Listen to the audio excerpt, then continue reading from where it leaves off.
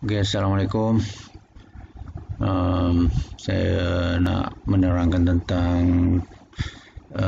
bahagian kedua tugasan penilaian berterusan, iaitu penulisan esei kan, yang ramai bertanya ni. Jadi saya terang sikit tentang macam mana kaedah untuk penulisan esei. Okey, kita semua dah menyelesaikan tugasan pertama, iaitu ulasan artikel. Jadi untuk penulisan esei ni, anda harus sedarlah bahawa markah ni besar, 30% daripada tugasan penulisan esei tu. Kalau dibandingkan dengan ulasan artikel hanya 10% saja kan. Jadi saya highlightkan kepada aspek yang dinilai dalam tugasan penulisan esei ni. Okay, yang pertama sekali, CLO2 ni menganalisis konsep mikroekonomi menggunakan pendekatan jadual persamaan dan rajah. Okey, kalau kita perhatikan sini, tugas tajuk yang diberikan, anda yang pilih di setiap tugas ada fungsi tau. Mungkin dalam untuk jadual, tapi banyak untuk persamaan fungsi. Jadi buatlah jadualnya daripada fungsi tu kan, terjemahkan dalam untuk jadualnya. Kalau tak ada jadual, transfer kepada persamaan fungsinya, dan daripada fungsi tu kita boleh terjemahkan dia dalam bentuk rajah kan. So rajah, kita kena buat pengiraan matematik, cari dia punya harga keseimbangan, kuantiti keseimbangan. Yang ekstra lagi, you boleh masukkan elemen seperti perubahan lebihan pengguna, luas kawasan lebihan pengguna luar, macam tu lah. Jadi itu yang ekstra ya. Okay. Kemudian CTPS 1 ni, kebolehan mengenal pasti.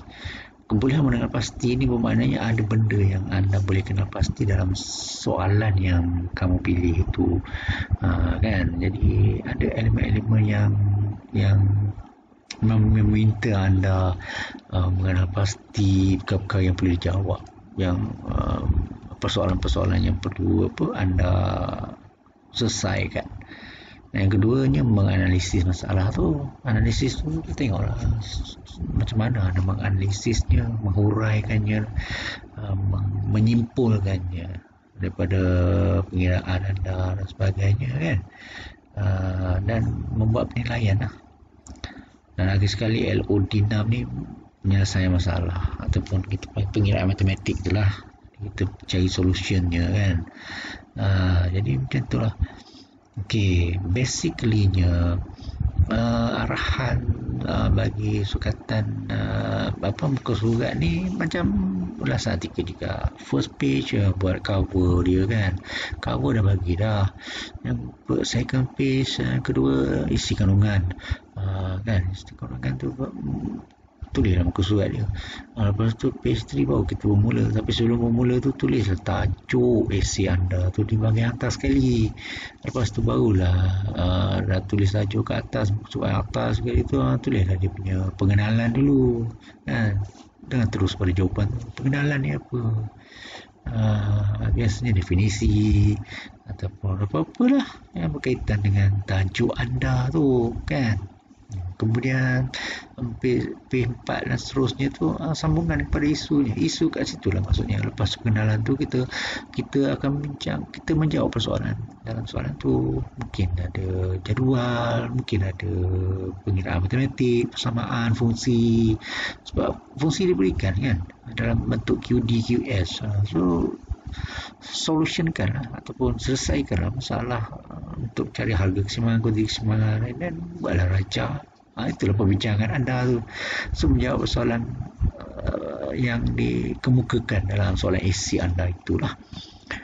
Dan diakhiri dengan menyimpul kesimpulannya apa, penutupnya mestilah kita cerita tentang apa yang kita dapati, jawapan yang kita dapat tu. Dan seterusnya, senarai rujukan jangan lupa lah last page kan. Dia tak ada lah macam ulasan artikel lepas senarai rujukan tu dikepilkan pula apa ni, artikel. Tak ada lah, sebab ini penulisan esei. Kamu diberi tajuk, selesaikan persoalan dalam tajuk tersebut. Okey, saya nak ulas tentang penulisan esei dari segi ni ada dua. Satu, you kena buat, ni ada tulis satu tapi sebenarnya arahan terbaru adalah dua. Yang pertama, ulasan yang pertama adalah tugasan pertama tu, tajuk pertama untuk bab 2, dan tajuk yang kedua adalah bab 3. Okey, yang itu ini salah ni, tak betul ni. Ini bukan satu tapi dua, ingat iaitu satu bab, pada bab 2 satu, bab 3 satu. Sambung je, sambung. Dah habis penutup untuk bab 2 tu, bab 3. Dua-dua tu campur jadi 1000 patah perkataan. Okey, font tulisan dia ke saiz dia ikut sini yang ada kat sini. Jarak spacing 1.5 jangan 1.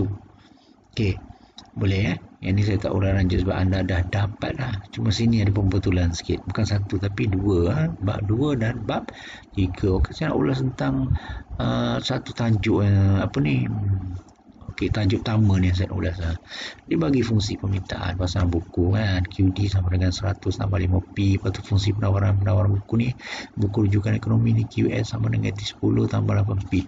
Okey, dia dah bagi dah fungsi, jadi you buatlah jadual kan, hurai jadual tu. Bila buat jadual, hurai jadual. Lepas tu kemudian fungsi juga boleh kita cari harga dan kuantiti keseimbangan tu, itu kan jalan kiranya, perkiraan matematiknya.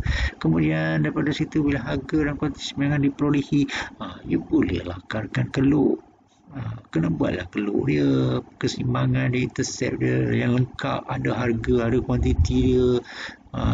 Kan saya cakap tadi, boleh juga kita extra dia punya information, dia bolehlah ulas tentang lebihan pengeluar dia macam mana, lebihan lebihan pengguna dia macam mana, kan, pada harga keseimbangan tersebut, macam-macam kita boleh cerita kan.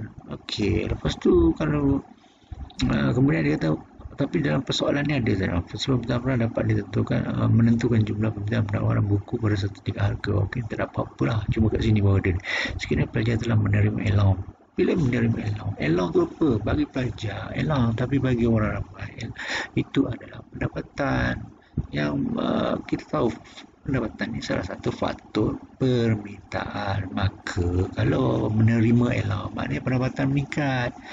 Pendapatan meningkat menggalakkan kuasa beli kan. Kuasa beli itu akan mengalihkan keluar permintaan ke sebelah kanan. Jadi you andaikan allowance kamu tu berapa daripada fungsi ni akan berubah ni, beralih selari ke sebelah kanan. Jadi andaikan bagilah contoh allowance tu bawa 100 ke 150 ke 200 ke, tak kisahlah, you punya adaian sendiri lah. Ini kemahiran anda mengurai ni kita nak tengok kan. Kita ambil fungsi baru, buat keluk baru bagi kes yang pertama, kan, buat ulasan satu pun tak apa, sebab dia akan mempengaruhi keseimbangan pasaran buku kan.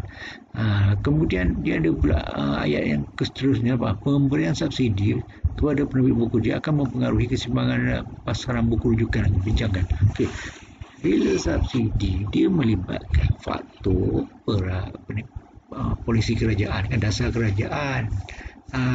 Subsidi akan mempengaruhi keluk penawaran ke sebelah kanan. Jadi dekat situ bila keluk penawaran berpotensi beralih ke sebelah kanan, bermakna dia akan mempengaruhi keluk QS ni. QS kosong akan menjadi QS 1. Bagilah contoh satu, subsidi berapa, subsidi per unit berapa kan, RM2 ke RM3 ke RM10 ke, tak kisahlah, you buat je lah contoh, you bagi contoh tu masuk bincangkan. Kemudian you kira lah, you buat jadual baru, buat keluk baru, peralihan baru. Nak buat satu-satu pun boleh. Penerima allowance ni keluk permintaan beralih saja, keluk yang ni subsidi keluk penawaran beralih ke kanan saja, boleh juga. Kalau nak buat dua-dua pun, yang ketiga buat keluk yang beralih ke kedua-duanya dalam satu keluk beralih pun boleh juga kan. Jadi banyaklah perbincangan tu, takkan tak sampai 1000, confirm lebih daripada 1000 anda boleh huraikan. Itu maksudnya, betul tak? Jadi kalau saya ulas sikit lah soalan nombor 2 ni. Soalan nombor 2 ni dia tapi ini dia kalau anda pilih lah, ini sebenarnya soalan satu, soalan dua kan. Ni berbantukan contoh rangka dan angka, bagi rajah, terangkan bagaimana faktor harga barang itu sendiri dan harga faktor barang lain mempengaruhi pasaran roti. Jadi dia suruh anda ceritakan tentang dua faktor saja, iaitu faktor perubahan harga barang itu sendiri, harga roti itu sendiri, dan juga harga barang lain, atau barang mungkin you boleh cerita dari aspek permintaan boleh, penawaran boleh. Kalau permintaan bermaknanya perubahan harga barang lain itu barang pengganti penggenap.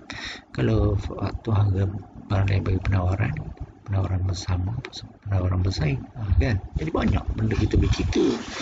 Lepas habis cerita ni, okey, kalau anda pilih yang ini, okey, ini tajuk nama yang sekali kan, tapi sebenarnya ini bab 2, ini bab 3. Bab 3 you ceritalah apa yang maksudnya kat dalam permintaan. Definisikan adalah, senaraikan definisi dia dengan menggunakan contoh. Dia suruh anda menggunakan contoh kan, jelaskan bagaimana kat dalam permintaan. Bagi je lah contoh satu pengiraan. Ini senang saja kan, kat jalan yang menunjukkan keluar anjar. Jadi uraikanlah, kalau anjar apa dia punya koefisien, ideal 1/1 kurang daripada infinity. Nilaikan, bagi satu nilai dia berapa, yang anjar kurang anjar berapa nilai dia, anjar satu berapa nilai dia, keluar ni macam mana. Itu maksud dengan menggunakan contoh. Kan, terangkan mengapa sesetengah, ni lain pula kes, mengapa setengah barang seperti garam punya nilai keanjalan harga sifar kan, dia tegak sifar, sedangkan barang macam kopi nilai keanjalan lebih daripada satu nak anjal. Kenapa? Tengok balik pada penentu dia balik. Mungkin sebab apa? Sebab dia anjal, sebab mungkin kopi ni ada banyak barang pengganti, garam tak ada banyak pengganti. Macam tu lah, garam juga tidak penting. Sebab tu dia macam tu kan. Jadi dia kena berfikir, dia kena ingat markah dia banyak ni, 30, jadi takkanlah benda yang terlalu senang sangat untuk dia berikan. Jadi dia memerlukan extraordinary punya pemikiran. Okey, fikir, kena berfikir lah, kena bagi informasi yang lebih sikit daripada orang lain. Itu yang memberi kelebihan markah kepada anda. Okey, saya bagi dua contoh ni saja. Okey, jadi saya harap dapat menyelesaikan persoalan yang bermain dalam kepala lah. Okey, tak mungkin dia tak boleh buat lah, sebab benda ni semua orang sebelum ni mampu membuatnya dengan baik. Kenapa anda tidak boleh? Itu sajalah. Cuma saya nak peringatkan sekali lagi, bila buat tolong jaga dia punya margin ni. Nampak ni margin ni, daripada atas ke bawah ni, sebelah kiri dengan sebelah kanan ni, sebelah kiri sebelah kanan ni dia sama, nampak ni sama kan. Jangan ada taib je, perenggan pun tak ada. Jangan. Dan satu lagi, kita tak mau tengok anda buat pengenalan satu pages yang kedua, yang seterusnya dia terputus. Tak boleh, mana ada orang buat penulisan esei macam tu, penulisan esei yang bersambung. Habis pengenalan satu perenggan, contohnya satu perenggan, pengenalan satu perenggan, bawah tu terus masuk pada fakta yang seterusnya, perenggan yang seterusnya, bagi poin yang seterusnya, sambung terus. Jangan pergi page baru. Mana ada orang buat buku macam tu? Buku pun tak ada. Kalau page baru tu maknanya dia tajuk baru. Okey, dia kena bersambung. Okey, so itu sajalah. So good luck.